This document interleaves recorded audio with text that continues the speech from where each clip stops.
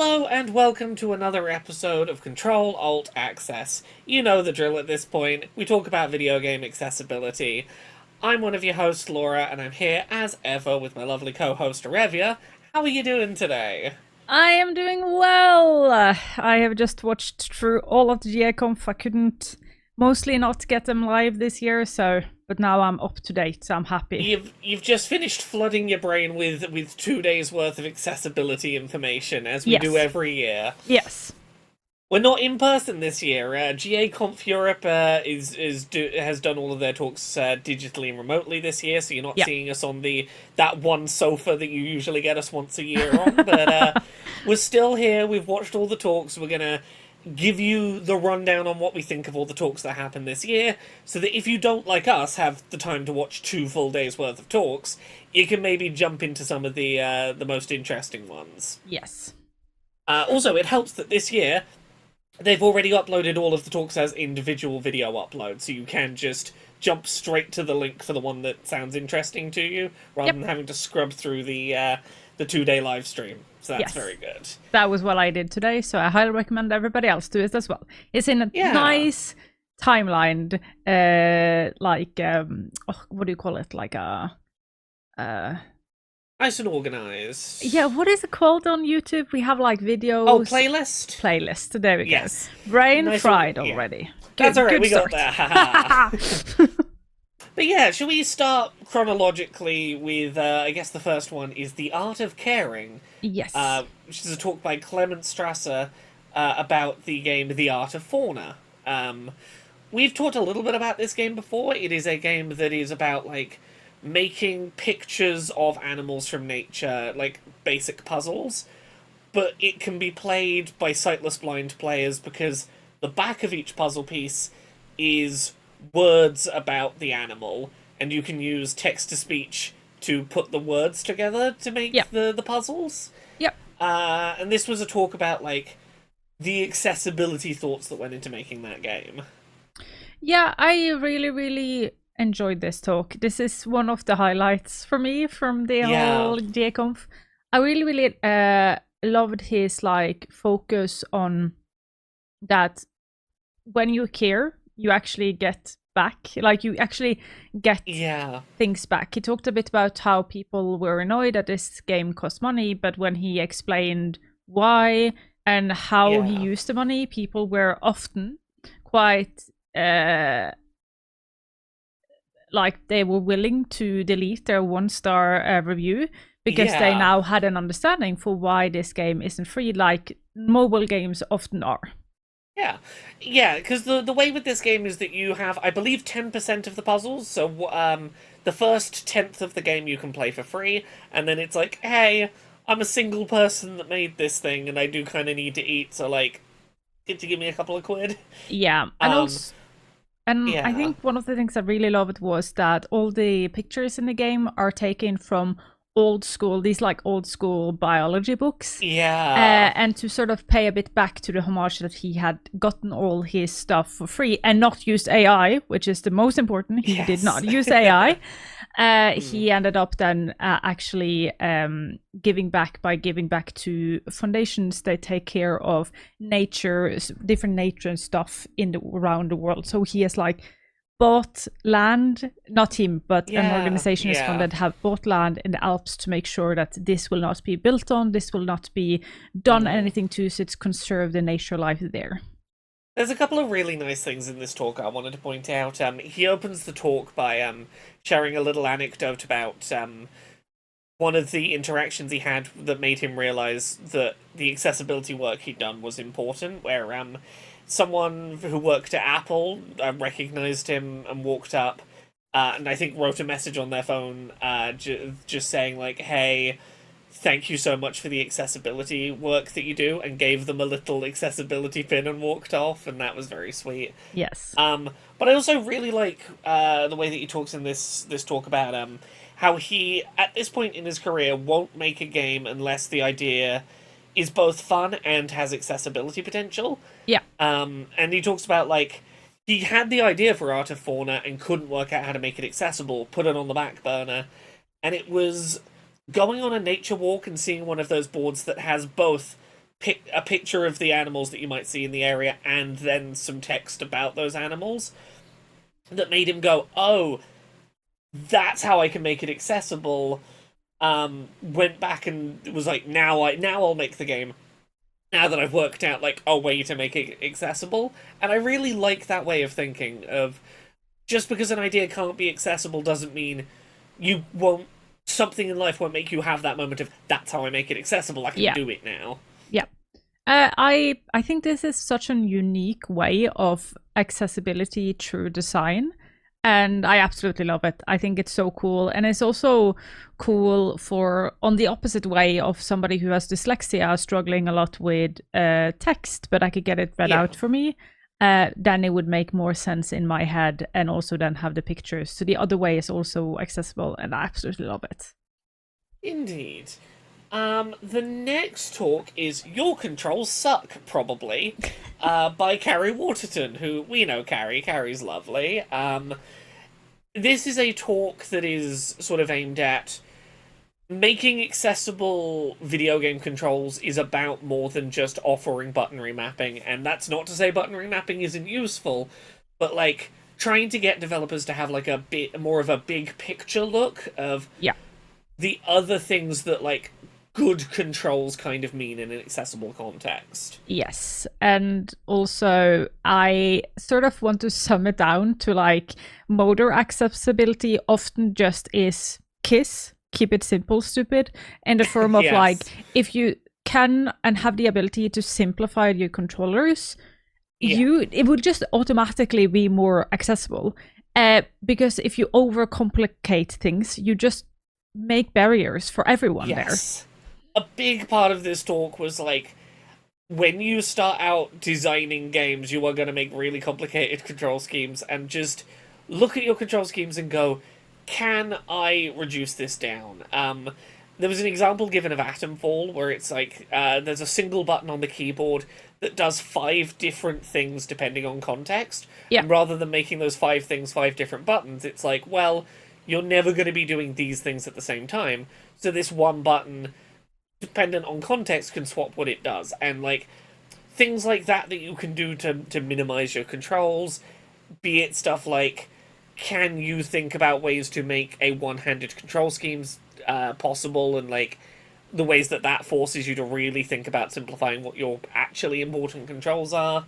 And also, this is also quite normal already. Like, we already have things like interact buttons. Like, we also have a button that is just a interact button. Interact with something. But that can also be interact as in talk to somebody, interact as opening a door, interact as giving someone something. So this concept already lives here. We can just pull it even further with the help of accessibility.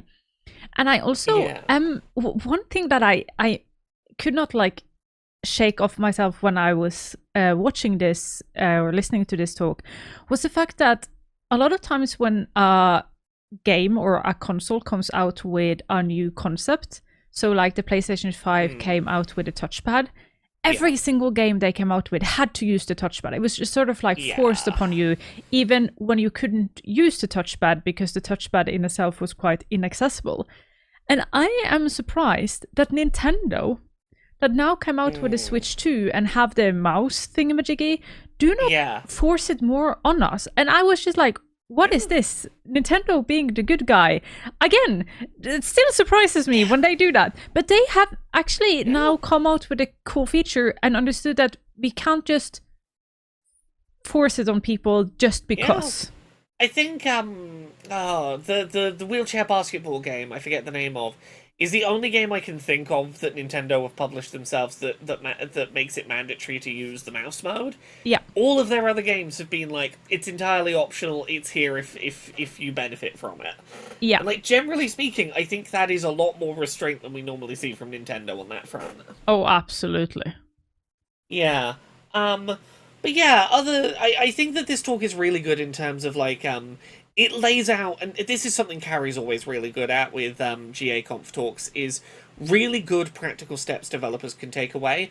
Like, this talk lays out, like, here is like the common things you should be thinking about with controls. Here is the process of like work out whether these barriers in your particular game are for like mandatory areas, side areas, optional areas. Like use that to determine how big of a barrier it is.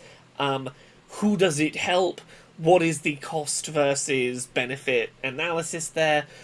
Things that you can use to sell this to your higher ups, like would implementing this help us to get accessibility tags? And like it really walks through all of the steps of here's how you make sure that like it's not going to be a problem for your production pipeline. Yeah. Here's how you really integrate this into a development environment, and I think that's so valuable. And Life Below got mentioned, which makes me Yes, really, it really did. happy. I was so happy. I have it here in my notes being like, that game that a review's been giving advice on was a good example of a Yes. game doing it right. Oh, look at that. But I have to say though, this is actually the developers themselves that came up with this, and it wasn't me who did this. But it is really, really cool that Life Below will be completely possible to play with just your mouse navigation and one click. That's it. Everything in this game you can do with one. Life Below's doing really cool stuff. I'm a big fan of what they're up to. Oh, I can't wait. But yeah, next talk then. So, one of the more controversial talks of the Conf. Yes, and this was a panel. It's called Not Just Vibes, How Blind Players Are Modding Accessibility into Games with AI. And I was interested in this talk until it happened. Yes, and I want to start with just like say what the talk wanted to be, and then I want to say what I wish this talk was. Because this talk was a talk that is a talk that needs to happen in this space where the reason for AI and doing vibe coding, and if people listening to this wonder what vibe coding is sort of like you ask AI bot to code something for it, and they code it for you. You don't write the code yourself. You get a program to when write people say vibe you. coding, they do not mean they're doing any coding themselves. They mean they are asking generative AI to make code for them. Yes. Yeah. And what vibe coding has done the last couple of years is that it's opened many, many doors for games that are not accessible for blind players to now be accessible for blind players by using AI to help you understand what is happening on screen and make tools that can now be used by screen readers and used by AI, used by blind gamers, I mean. Often it helps with old and quote unquote lost games for accessibility, sort of like games we will never see will be updated. So say Final Fantasy 1 through 6, but also ongoing games like RimWorld, which is still being updated to this day. So that is what they talked about, and that is what I want to start with. There's a version of this talk that I think could have been really interesting, which, you know, in my head, what I was kind of coming into this expecting was something along the lines of, let's talk about the fact that many coding tools that currently exist are inaccessible for blind people. Let's talk about the barriers that exist in terms of blind people getting into traditional coding. Then talking about, like, look, there are problems with AI, we acknowledge that, but given the barriers that exist in coding for blind people, this feels like a necessary, like, the best option available to us, regardless of any problems it has, and here is what it's helping us to do. Yeah. Instead, it felt like a really uncritical... It felt like a very uncritical discussion that does not acknowledge any of the problems with AI and simply... It felt like an advertising sales pitch for, AI is so much faster, you don't have to do any of the work, the results are so much quicker. And I'm like, well, yeah, that's because you don't have to do any of the work, it's a machine that regurgitates other people's work for you. A thing that was never really acknowledged. It was just like, but you get answers so quickly with AI, it does the work for you. Without AI, I'd have had to work for multiple hours on this project, but I just type a thing in and it gives me it now.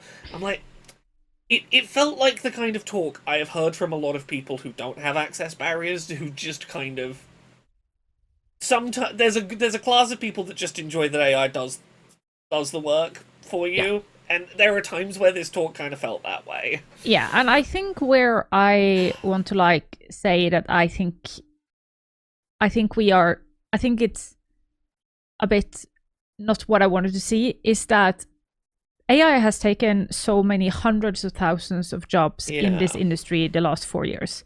And then having a panel about it, I think it does us a disservice not to talk about it and not to talk about the downside. In an hour panel, you should have been able to say the words that are like, and when Sightless Combat tried to do, because he did, he tried to get people to talk about it. I respect the effort he was making to try and steer that panel. But then the comment was, yes, AI is a divisive topic. Let's leave it at that.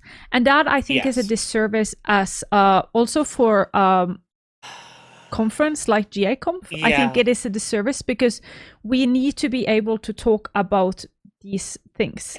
And I also write in their Discord, I said, like, I'm also curious to see if we, due to AI, we will get a shift in accessibility being a quote-unquote complete problem to fix, as it is today, to be a quote-unquote disabled gamers problem to fix, as and companies will reduce the accessibility in game because, quote-unquote, AI can make people fix it themselves. This is what used to be this is how it used to be in early game history. In like 70s, companies didn't offer accessibility. It was just like, well, if you need another tool, fix it yourself. Yeah. And like, I want to say I'm really glad that like the particular mods that they were talking about in this talk that were made this way, I think are really valuable. I'm really glad they exist. I'm glad that like more blind players are able to play things like Hades too. I think that mod existing is great. But I can also think that this talk really heavily skewed its data to fit a pro AI perspective. Other than Sightless Combat, the people that were on the panel were all people who had a very clearly pro AI bias going in. And like the one example I want to give that I think like really points out how they were skewing the way they talked about things was in the talk they made a statement, and this isn't going to be word for word, but this is basically what was said.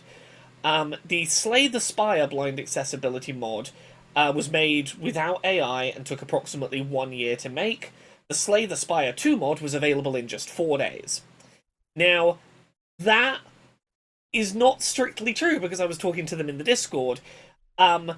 Well, the Slay the Spire 1 mod that was made without AI took a year to be the finalized 1.0 polished, stable version. There was a version of it available in only 2 months. So we've already got it down to 2 months without AI versus 4 days with AI. But also, that 4 days with AI was only able to be as short as it was because they fed in all the code from the made without AI Slay the Spire 1 mod and used AI to convert it to a different engine language. Like, it's not as simple as saying, 1 year without AI versus 4 days with AI. It's like, no, it's 2 months versus 4 days, and that 4 days was only really achievable because someone did the 2 months without AI first. It's that kind of like stripping of nuance and complexity to favor the idea that we should be, to make it sound like AI is this magic tool that just does this out of nowhere, and we don't need people doing it without AI. It's like, no, you kind of needed the person doing it without AI to feed to the AI in the first place. The lack of nuance in the discussion of AI was frustrating, even in a situation where I can recognize it is great that 4 days after Slay the Spire 2 came out, blind gamers were able to play it, and it would be great to live in a world where more frequently that sort of speedy access to games was available to blind players, and I cannot ignore the fact that AI was part of what helped that be possible, but you gotta talk about both sides of it, I feel like. I feel like this is a bit on GA Conf as a conference as well. I feel like when you take such a controversial topic that has negatively affected our community in general, like the whole gaming industry so much, I wish that they would then have this talk. I don't have anything against this talk existing, but I also don't think then we should have we need maybe a bit more the hard facts on the other side, because this was a panel, and the panels are a lot about emotions and fun and these like how we experience things. There is space to have the more numbers talk on the other side, and that we can get a proper balance of something like this. I feel like what this talk really could have benefited from is I've spoken to blind game developers before who have developed games entirely from scratch while blind. I feel like this panel could have really benefited from having a blind game developer on it to be a perspective of, like, let's be clear, it is possible for a blind person to code a thing themselves without using AI, and this talk did sort of almost present it as, well, we don't have to wrestle with the complicated aspects of AI because, like, well, there's no other way we could have done it. It's like, well, yeah, there are people who do it without AI. That feels like it could have been some nuance that could have benefited that talk. Yeah. So yeah, it's a complicated one, that one. Then we go into the micro talks for day one. I think this first one we can get through really quickly. Why would anyone make an unplayable game? It's a really fun talk. It's a very fun talk by the creator of, quote, an unplayable game. We've talked about this before. It is a game that simulates what it is like to be a person who needs accessibility settings trying to play a fundamentally unplayable game, and teach you that, like, it's not about making the game easy, it's about making it technically completable. Yeah. Part of me says, if you've not played that game, this micro talk at 15 minutes is about the same length as the game. Go play the game. Go watch the talk. Yeah, they're about the same length, and I think playing the game will get the point across to you. But I did like that they noted that the game Rollick and Roll from last year's AA showcase got a speed adjustment setting based on the devs playing an unplayable game, and I think that's great. The only thing I wrote in my notes were "Welcome to my world." Mwahaha. So yeah, I think it is a good, like, what do we call it? I think they call it like sensitivity training, when you're like forced to be set into a world. I'm not that big of a fan of it. Normally, like when company does it, I am not normally that big fan of sensitivity training, because I'm a bit like, it can also do the wrong showcase, like the wrong things. But in this case, this is made so well, and it's also it jokes around it. It is so well made around how they have executed it. So I think this is really, really, really well done. Agreed.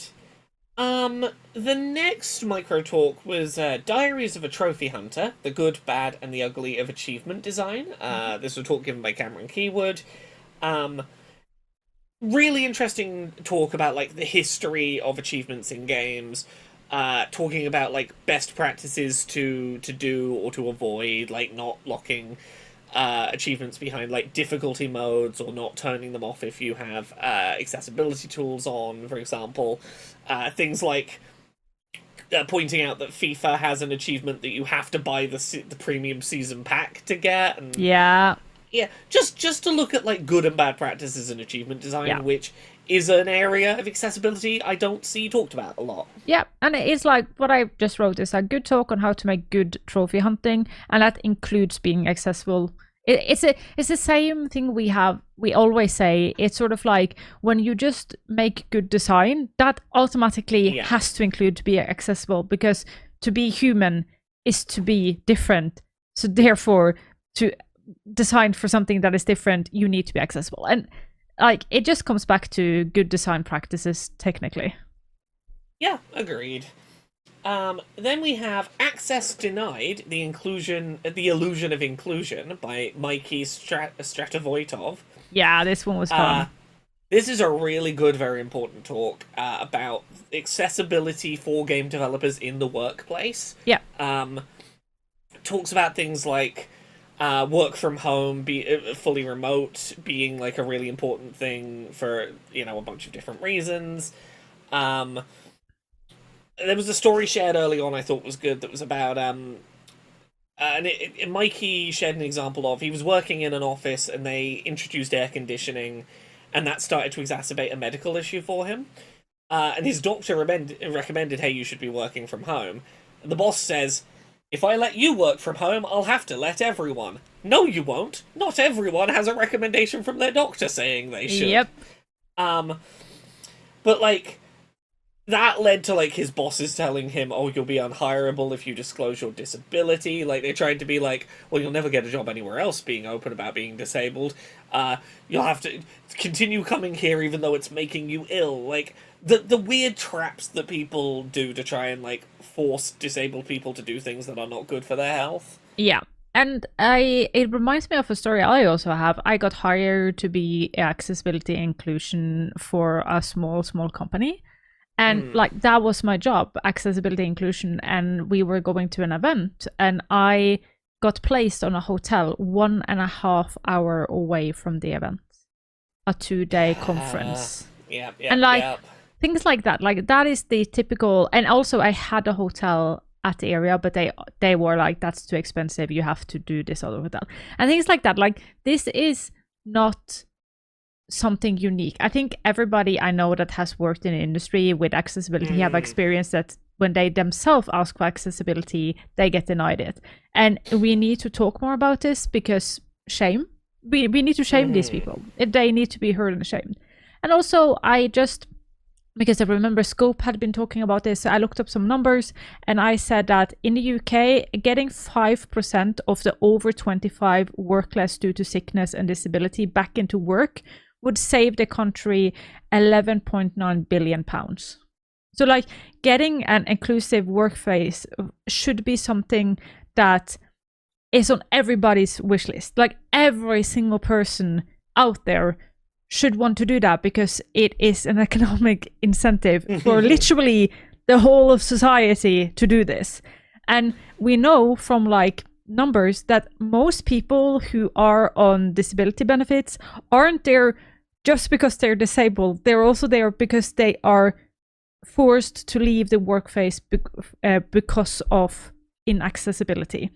And many people on disability benefit would not be on disability benefits if they actually had accessible workplaces. And that's an annoying thing as well, because like then every single week we hear on the news, people on disability benefits is way too many. Then make workforce accessible and we would be back out doing our work. And then the people who actually need to be on disability benefit could be on disability benefit and nobody would talk about it. Just like make workforce accessible. It's just lady hitting at the sky. I think one of my favorite things in this talk was pointing out hybrid working is not an accessibility accommodation. Yes. If someone needs to work from home remotely, and they can do that, like their job can technically be done from home remotely, it's not a reasonable compromise to go,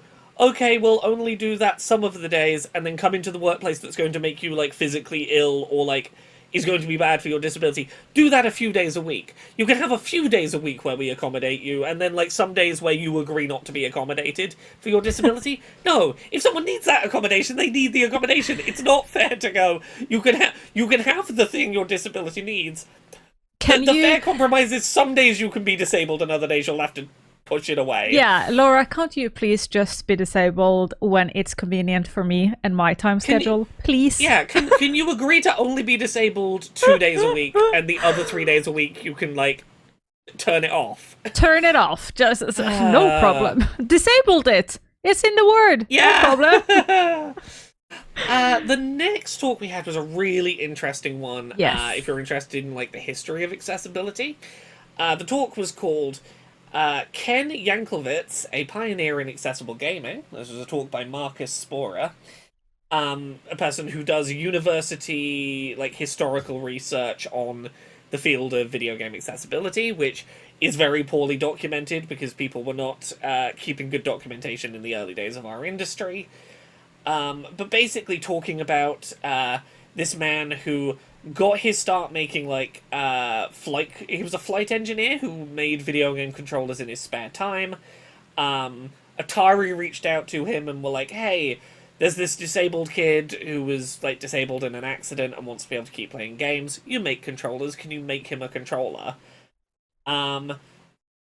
He tried to make Atari like a mass-produced prototype that they could like make hundreds of to be available for people, and Atari were like, no, that'd be expensive, but like, can we just like keep sending people to you every time like a disabled person comes to us? Can we just like send them to you and you can make them a controller? Yeah. Which is frustrating.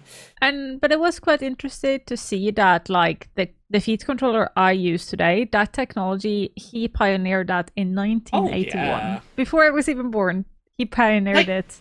Yeah, a bunch of styles of accessibility controller that we have today definitely have their design roots in Ken's work. Yeah. Like, he pioneered a bunch of, like, the idea of sip and puff style controllers in a video game context. He was doing a lot of stuff with, like, dismantling existing controllers and, like, trying to take other existing accessibility tech and wire it to controllers, but, like, he, you know, foot controllers, simplified one-handed controllers, integrating button switches to have the inputs like wired to other places that were easier to reach. So much of that early work is just him doing stuff in his garage. Yeah. And he ended up crafting over 700 controller individualized before he stopped doing it due to Parkinson. So yeah. And then it talks about sort of the follow up to his work that ends up becoming the quad stick, which is still around today. This is a person who was really instrumental to the idea of accessible controllers, and I'm really glad there's like a good bit of documentation about like the history of his contribution to the industry. Yeah, his name should be shouted out loud, and also this talk was a genius talk of how game accessibility history and game history is the same. They like, as long as we have had game history, we have had game accessibility history, and I'm so glad to just have yet another talk in my arsenal of going like, hey, this is nothing new. This is not a modern concept. Accessibility wasn't invented in 2020 when The Last of Us 2 came out. Like, yes. Some of it's predated that. Yes. Then we had a couple of last ones at the end of day one. We had accessibility as business strategy. This is from Anna Wisemeyer, who is Senior Product Inclusion Manager at Xbox, and Xander Ashwell, who is Director of Accessibility and User Experience at Rare. We can skim through this one. There's a lot of good data in here, but it's stuff like 3.6 billion people out of 8.1 billion on the planet are gamers. 6 billion are internet users. That means that like 1/3 of the planet roughly are gamers. Another third is very much on the table. Then looking at like, well, you know, looking at the US alone, 33.3 million of those are adults who play video games but have disabilities. Nothing in here that I think is very new to us as people that like...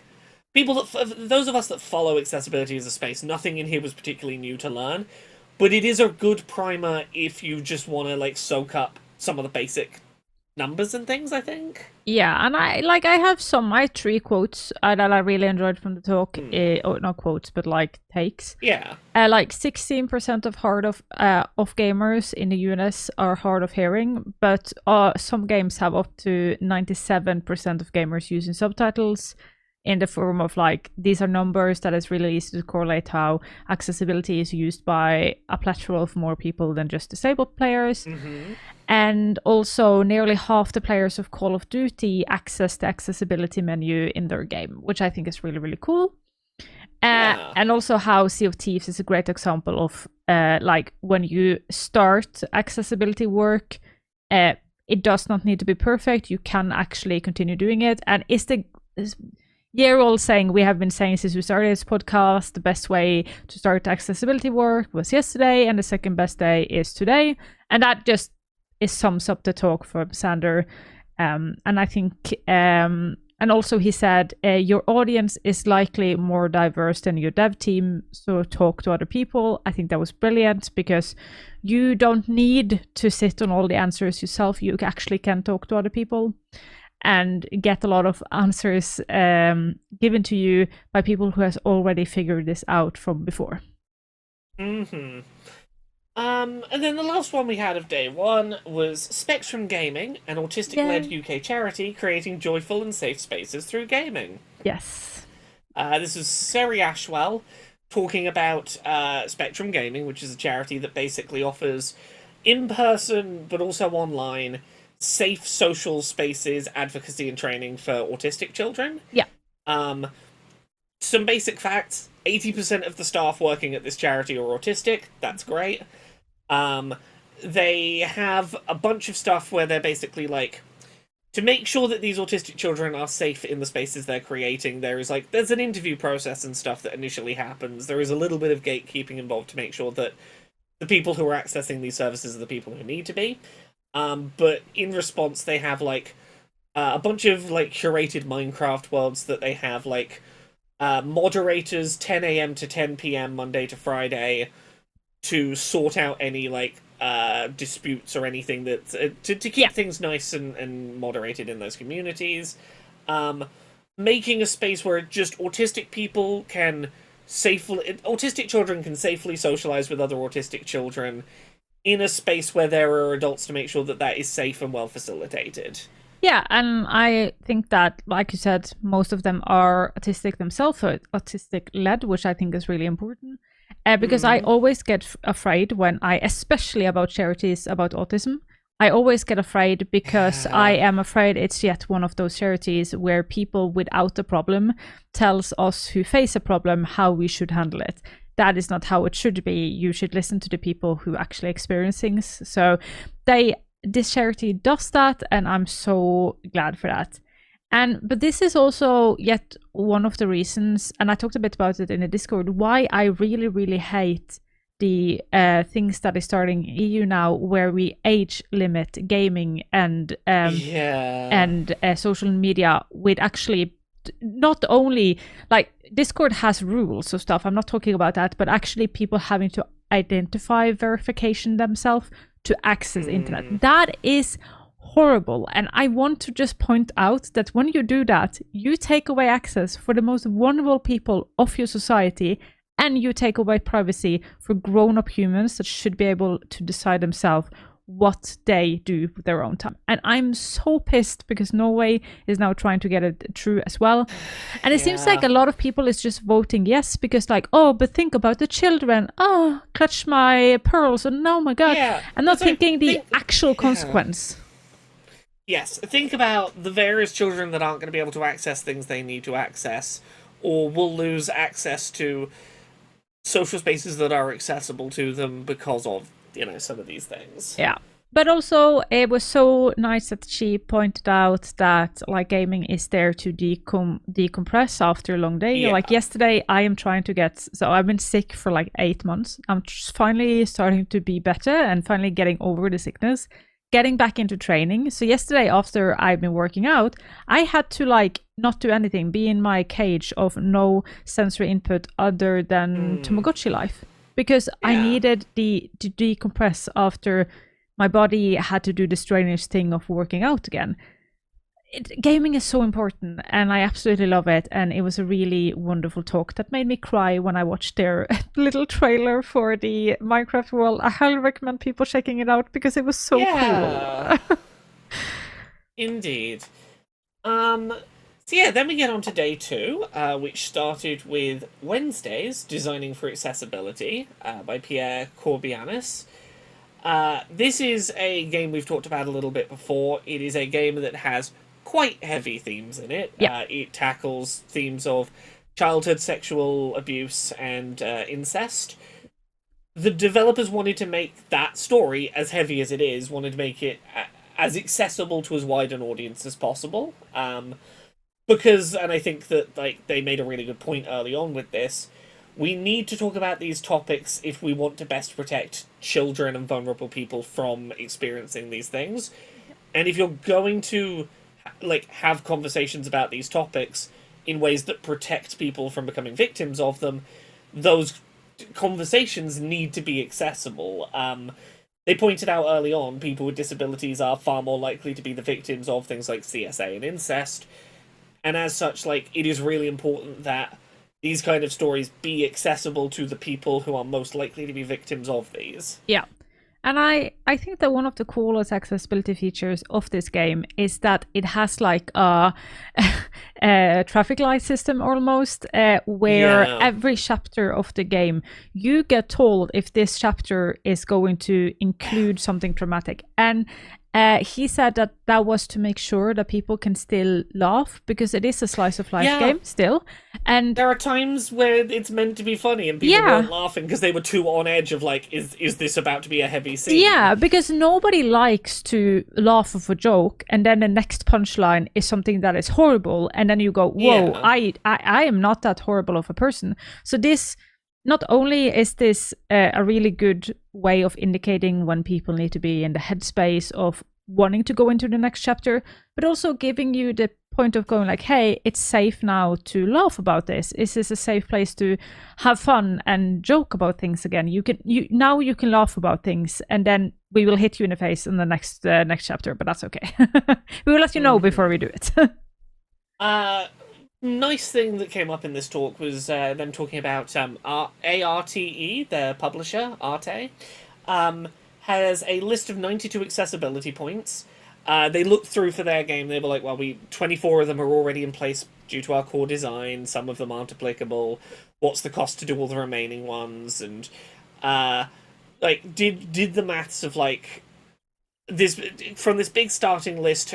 What things can we achieve from this, and do as many of them as possible. Every game that publisher does now uses this same process of start from this 92, work out what ones you're already doing, work out what ones we can ignore, work out which ones we'd like to add, prioritize them so you add as many of the remaining ones as budgetable as possible. Yeah. Which I think is really cool. Yeah, and I think it's cool. So he ended by saying that he actually focusing on accessibility saved him a bunch of money, because having controller support already added made it so that when he was taking over to Steam Deck, that was already ready to go. And when because he had accessibility for vision, he already have large enough text for it to be readable when you played it on your phone. So like, accessibility can just save you money if you implement it early in the game. Yeah. They also talked about the benefits of, they consulted with 2 different consulting companies for accessibility throughout the process. They got Game Accessibility Hub in really quite early to look at a vertical slice, and then Easy Surf, who we do work for, when like the finished game was done, so that they could go, right, even though we have this list of 92 things and we think we're doing a lot, let's put this in front of actual disabled gamers. Oh, here's a bunch of stuff we hadn't even considered that's come up. And then at the end, going, hey, we already did all the things that a group of disabled gamers told us to do.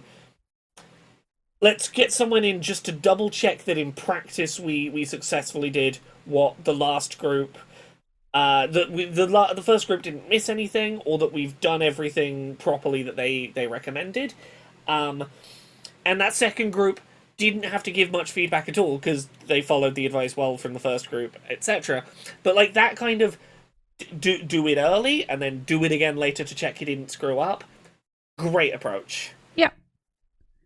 The next talk was actually one of the talks that I enjoyed the most. It was called Player Hearing Safety Accessibility is Close Cousin.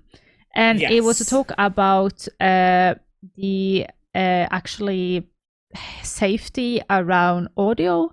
And it talked a bit about like how audio, we as humans does not have not evolved any ways to safeguard us towards high noises. Actually, our body does the completely opposite.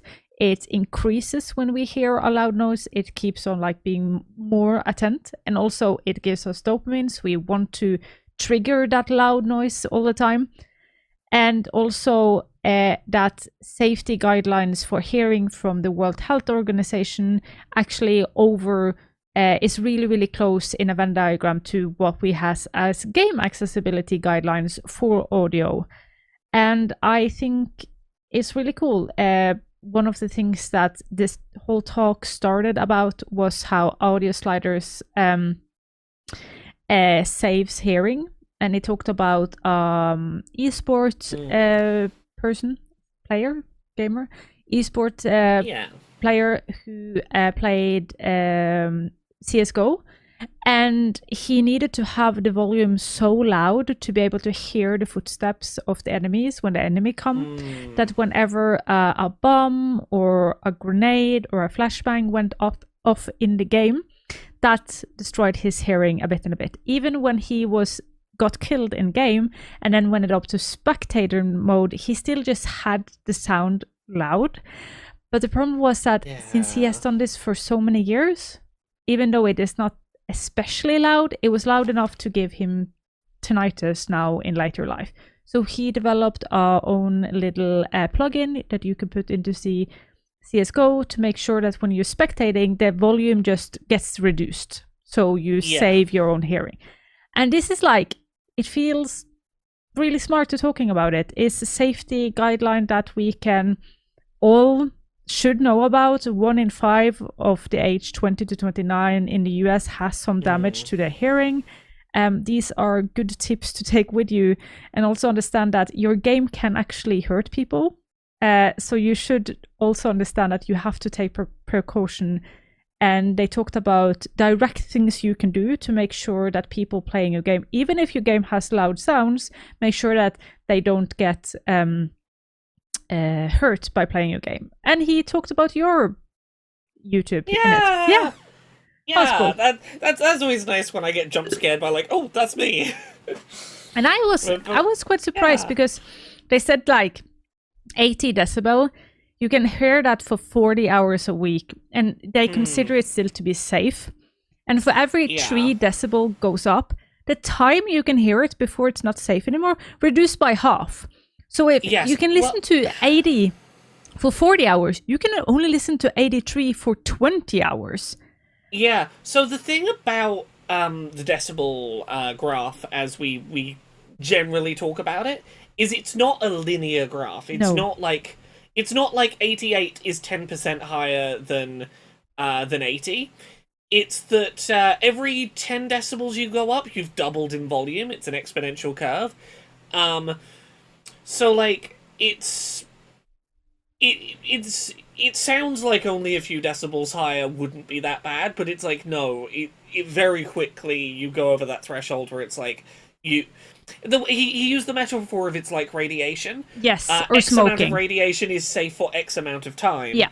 Or smoking. But the more intensity or the more time exposure are both factors that will increase your risk. Yes. And there was a lot of things here I did not know. And also some things that I sort of had a vibe or a feel that this was what it was, but now got the numbers. And I ended up actually sending this to somebody I know which is teacher teaching esport to people at high school, and I sent this to him, and I was just like, this, you should know about this, because this is actually really good for you to teach the children that you are teaching, to make sure that people can have their hearing for a longer time. It's sort of hearing and eyes, you should be really careful about it. You only have one set of them.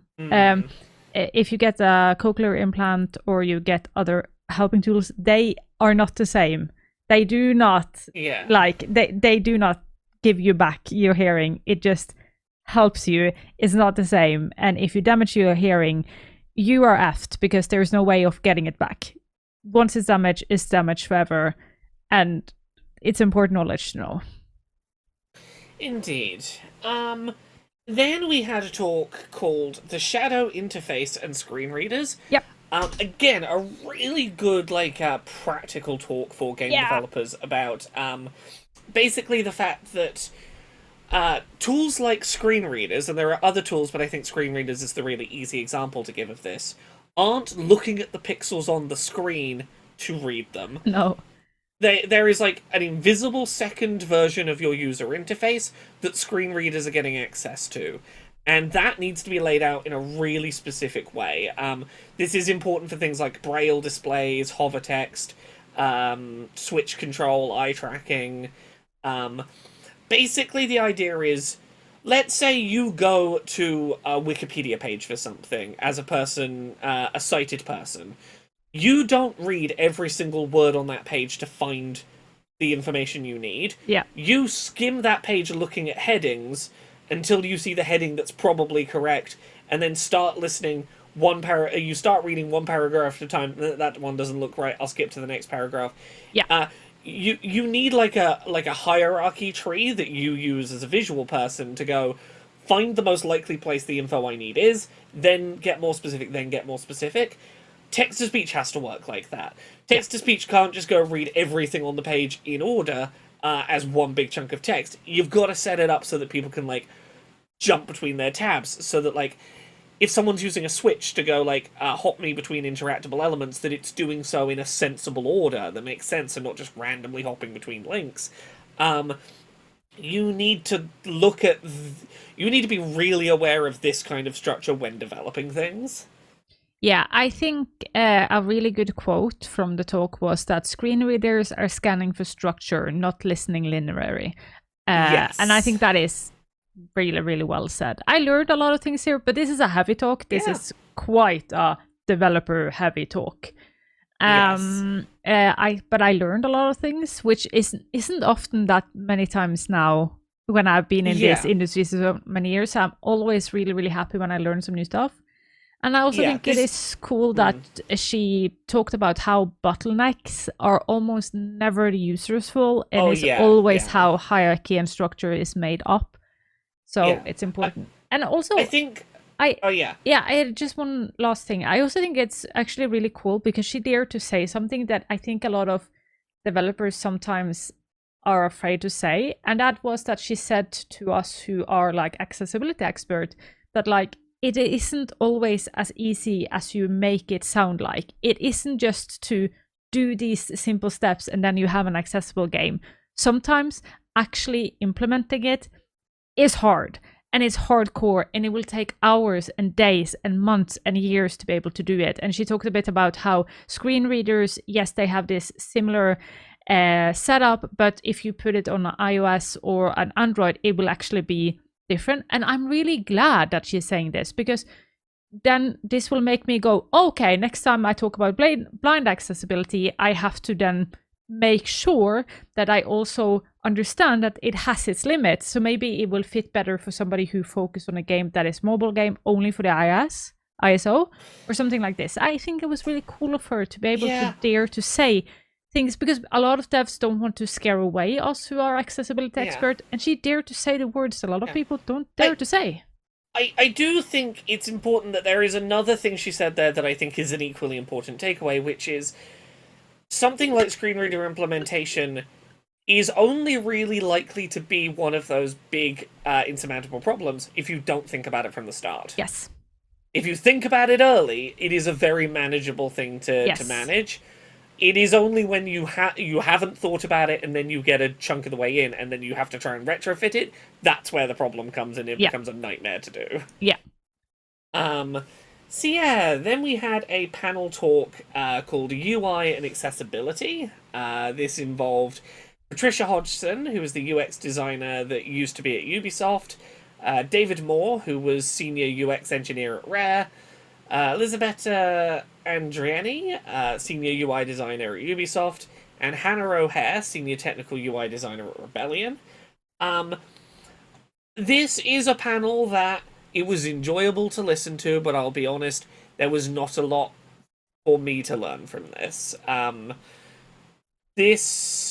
There were a couple of interesting things. There was some talk of things like setting up standards up front, so like at the start of your design process going, we are not going to anywhere in this game use a font smaller than whatever size, and committing to that early on and not letting yourself have exceptions to it. Like going up front, text needs to be at least this size to be legible. Let's never go below that with this game, and like, you know, committing to it. Approaches on things like maintaining what the last game did and iteratively improving on that. Yeah, this was one of the talks that I actually didn't see this year. Again, like panels can be sometimes I find panels to be really hard to keep track on, so I often jump over them. And sadly, this time as well, I had to. Yeah, it's too much. That's fair.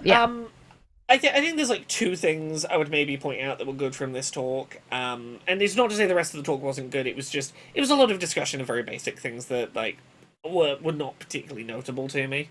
Nope. One really good observation was the idea of when you're localizing text, let's say you're a developer that's primarily working in English, and you know that your game's going to be translated into multiple different languages, maybe some that are lengthier to show text in, like Chinese or Japanese. Create a fake language in your development tool that basically just doubles the length of words. So you can put your existing English script into it, and it just doubles the length of each of your English words. As a great way to see at a glance if things like line breaks and things are going to work when you localize, and whether your text will still manageably fit inside the boxes you're expecting it to. Doubling the length of your English words is a really like quick, cheap way to go. Will most of my localizations fit how I need them to? Yeah.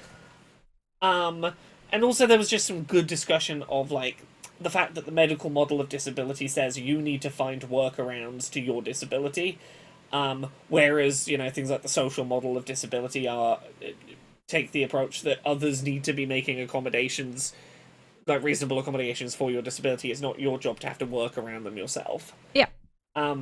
Good panel. Nothing huge to learn from it if you're someone that's already kind of invested in this space. Yeah. Then we had unlocking an invisible market, user needs and design logic of BLV, which is blind low vision, mobile games in China. Oh yeah, no, I was just going to say that this one I really enjoyed. Yeah. I was just going to say, this is based on the winner for Best Academic Research paper at the GA Conf Awards this year.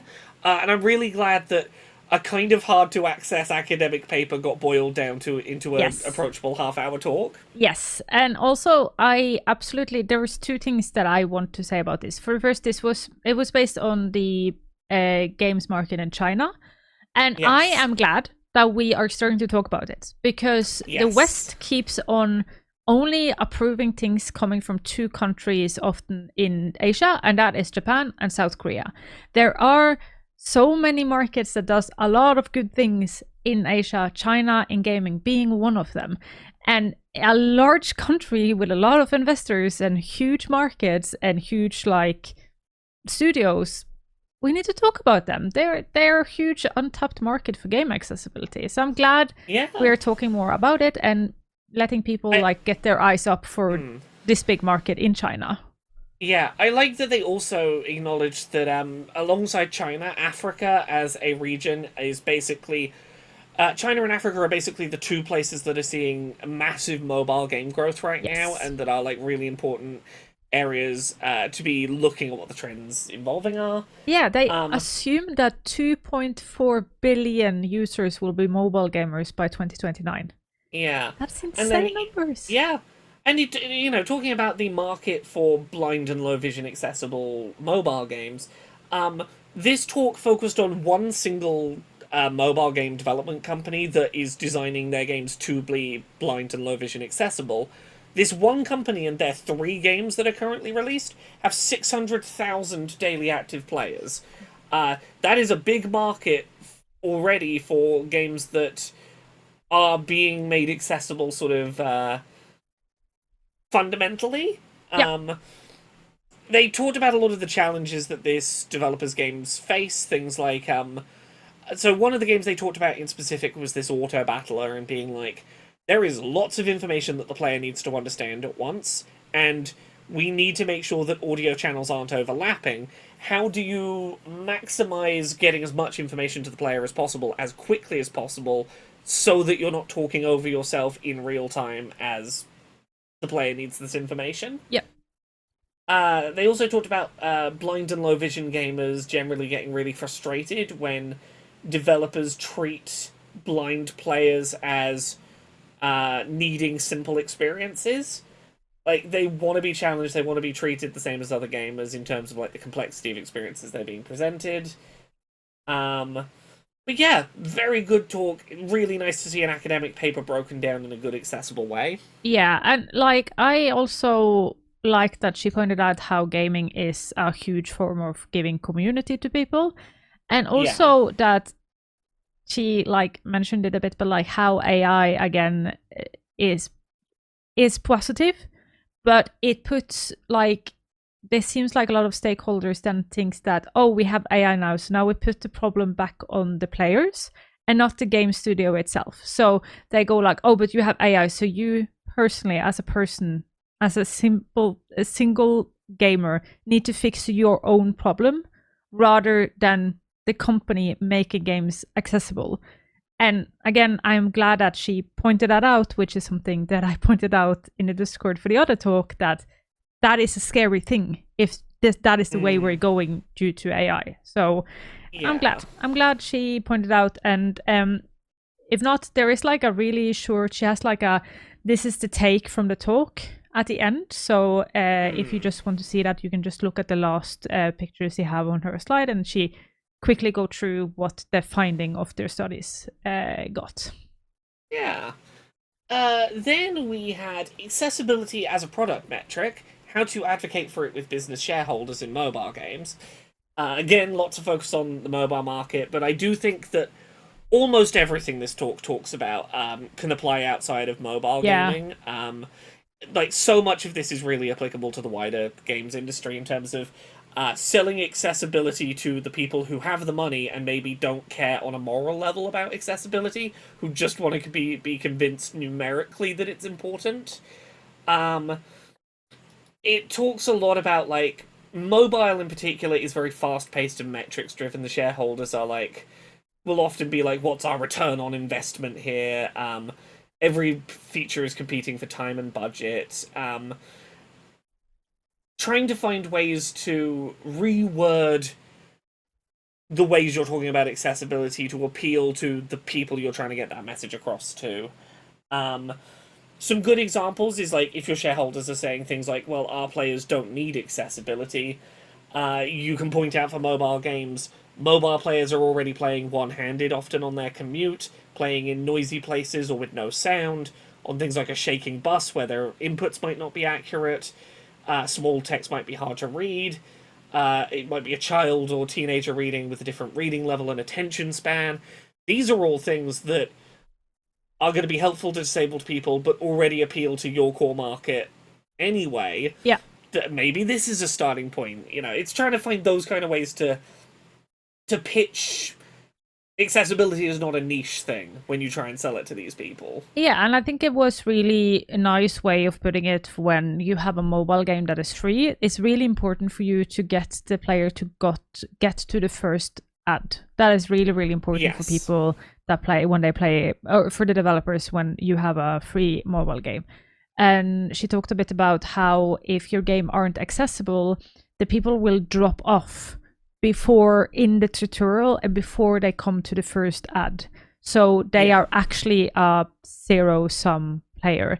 And how, like, when you have an accessible game that is easy to understand and all of these other things, then you keep on people to be on the app and you actually make money from it. And like, do I wish that we didn't need to talk this capitalistic about accessibility? Yes, but we live in a capitalistic world. That is just reality. So I'm glad somebody is talking about it and actually giving us the figures and the numbers and the metric, because we need to talk about it. For some people, their job is to think about the metric and numbers, and that is their job. So we need to convince them.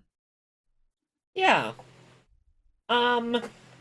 This next one I have very few notes on. Partial Spectrum Warrior. A talk by David Jenkins about being autistic and having ADHD. Yeah. I made basically no notes for this because I also am autistic and ADHD, and it's a good talk, but it's also a talk that was very much like I was watching it going, yep. Yeah.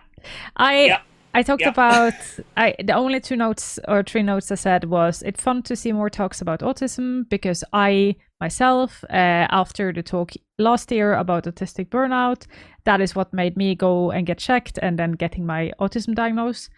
It made me feel seen, and because they say a bunch of things that I always experience, and also it just points out yet again why so many of us ends up working in the game industry, because it fills and ticks off so many boxes for us. So yeah, it was a great talk. I smiled through it all. But yeah.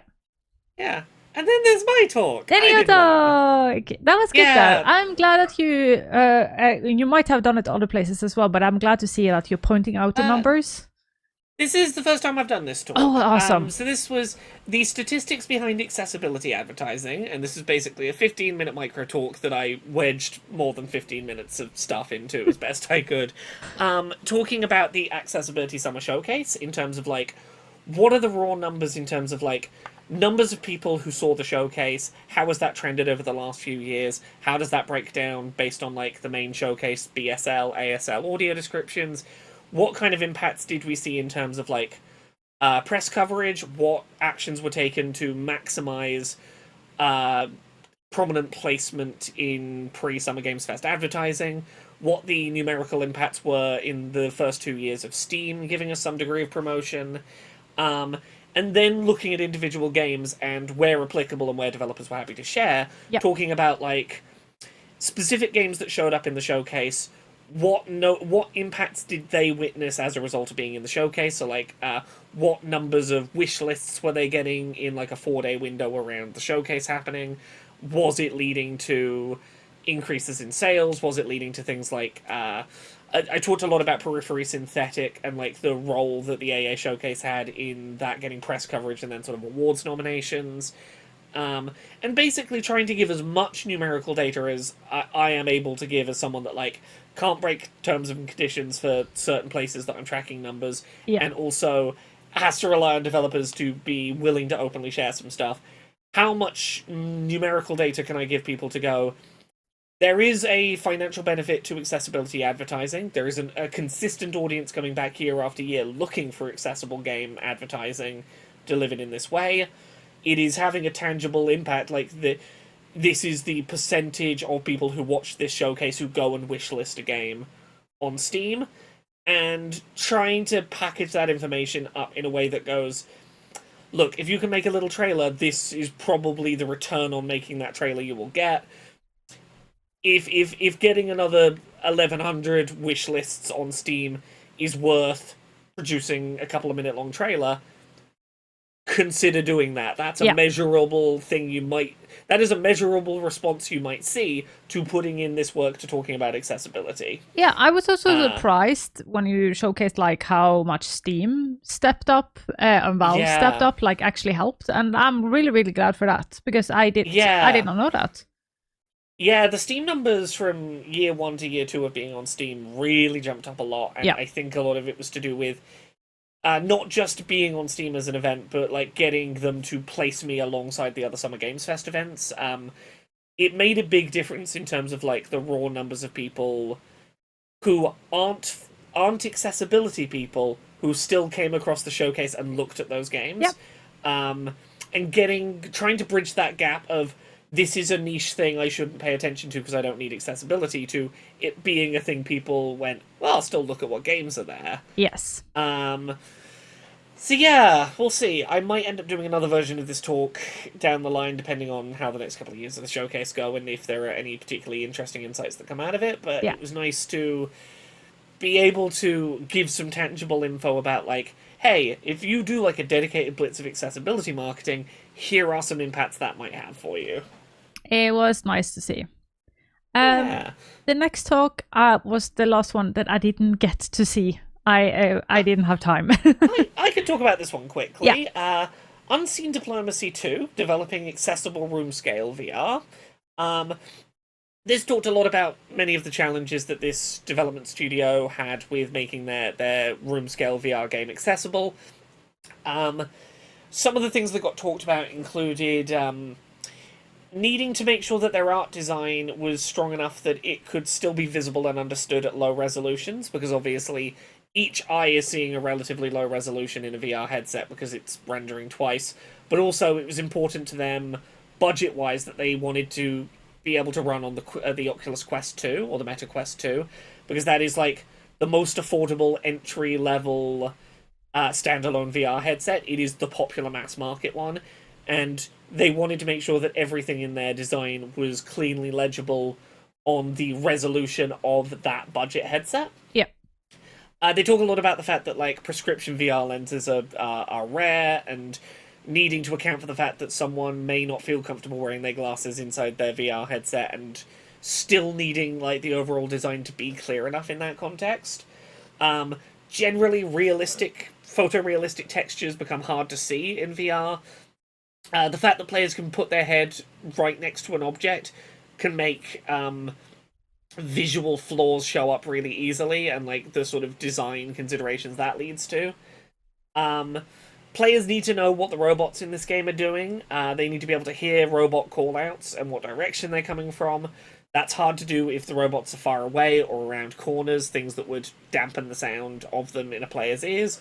But also, if there's multiple bots calling at once, or there's a hard of hearing player, they still need this information about what the robots are doing. That leads into designing things like subtitles that exist in the world, like that help you identify geographically where a thing is based on where the subtitles showed up. Single-handed controls being really important for a bunch of reasons, not just accessibility ones. And it sort of tied back a lot into Carrie's talk about like simplifying your control scheme down as much as you can.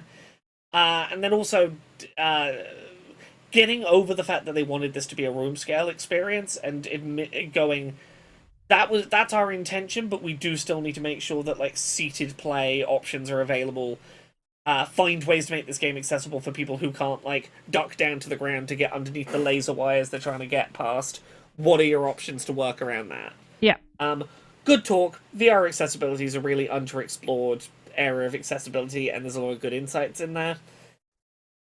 And then we had the last talk. Yay! Many cats, many consultants, many Matt moments. Yes.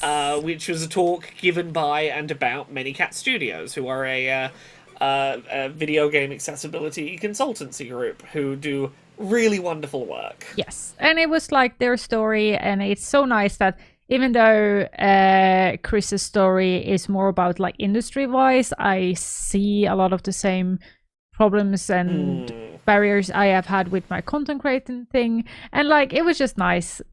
Highly recommend to take a look at it, especially if you are in the industry working for yourself, and like because it sort of feels like a feel-good talk, because it is a feel-good talk about a lot of us are struggling with the same thing, and you're not alone in it. I don't know if that was the idea behind the talk, but that was what I felt, so I think others will also feel it. Yeah, it's a really good talk. It's a very good sales pitch for the work that Many Cats do. They're doing fantastic work. Go support them. Yeah. Hire them for things. And I'm not just saying nice things about them because they sponsored last year's AA Summer Showcase, and they might be sponsoring this year's as well. Regardless, they do all of them there do fantastic work. I think this is worth watching, even if just to get a sense of like why it's special what they're doing in terms of their consultancy stuff. They're very impressive. Yeah. So there we go. We did it. That's 2 days of GA-Com. Oh my god, 1 hour and 15 minutes. Holy hell. Oh. Laura. Oh, we rattled through. We did it. We did it. Where can people find you? People can find me at Laura K. Buzz pretty much everywhere on the internet. Patreon, that's the one that pays the bills. If you go to YouTube right now, you can see a couple of episodes of Accessibility I'm really proud of. I did an accessibility review for Saros, which is the new PS5 game from the developers of Returnal from a few years ago. I also have a preview up of 007 First Light, the new James Bond game that's coming out. I went to a preview event for that, played 3.5 hours, and I spent a lot of that time digging around the accessibility and the settings menus. As far as I'm aware, I'm the only person who's talked about the accessibility settings in that game, so go check that video out. What about you, Arevia? Where are you out on the internet? You can find me all around on the internet under the name Arevia, except TikTok, because somebody stole my name. There I am, Arevia Gaming, and I post twice a week now of like short content. And the latest video I think people should check out is that I found some problems with the Xbox adaptive joystick, and how it has been adapted to be working with a keyboard actually do not work in games, so you cannot actually use it as a keyboard with a mouse in a game, which sort of goes against what this newest update should be, and I really hope that Xbox will fix that. But please do go and watch that and like give a like or just watch it or comment something, because that helps pushing it through the people that can actually do the change with this, because I do not think that they know that this is a problem, because if they knew, they would most likely have fixed it. Yeah. Also, one that I'll very quickly pitch is I am probably next week. I hope if everything lines up, I should be able to have this as my video for next week. I should be having an accessibility review on AA for the Steam controller, for the new Steam controller. So look forward to that next week. Yes. Or by the time you see this, it might already be up. So have a look on YouTube. It might be up by now. But yeah, I think that's everything we got for this week. Thank you very much, everyone. Goodbye. Bye.